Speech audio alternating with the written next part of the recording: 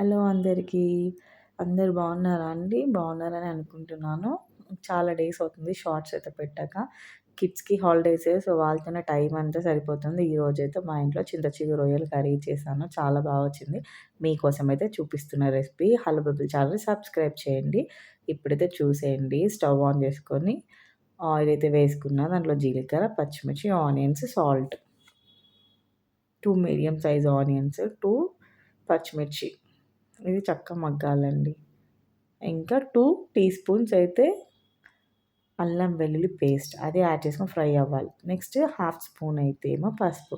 ఇది మగ్గాలి. ఇది మగ్గేలోపు మనమైతే రొయ్యలనైతే ఫ్రై చేసుకుందాం. రొయ్యలకైతే తల, తొక్కైతే తీసేయాలండి.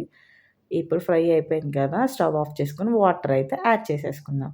ఇప్పుడు వాటర్ నానతాయి కదా! ఇప్పుడు అవి తీసేసుకొని కర్రీలో అయితే వేసుకుందాం రొయ్యల్ని. ఇది మూత పెట్టేసుకుందాం. ఒక 5 మినిట్స్ మగ్గాలి. ఇది ఆయిల్‌లో మంచిగా మగ్గేలోపు మనం చింత చిగురునైతే మంచిగా చేసేసుకుందాం. ఈ చింత చిగురుని మొత్తం ఇలా నలిపేసేయాలి. దానికున్న కాడలంతా అలా చేయడం వల్ల ఓన్లీ చింత చిగురంతా ఇట్లా వస్తుందనమాట. ఆ కాడల్ని తీసి పడేసేయాలి. ఇప్పుడు ఈ చిగురుని మన రొయ్యల దాంట్లో వేసేసుకోవాలి. మంచిగా కలిపేసి మూత పెట్టేసుకోవాలి. 5 మినిట్స్ అయితే మంచి సిమ్‌లో మగ్గనివ్వాలి. ఇప్పుడు మగ్గింది గదా! ఇప్పుడు తగినంత కారము, ధనియాల పొడేసుకొని ఒక 2 మినిట్స్ అయితే పెట్టేసుకుంటే తొందరగా అయిపోతుందండి చింత చిగురు రొయ్యలు. కర్రీ అయితే బా వచ్చింది. చూసేయండి ఫైనల్‌గా. హలో బబుల్ ఛానల్ సబ్స్క్రైబ్ చేయండి. Bye bye. Take care.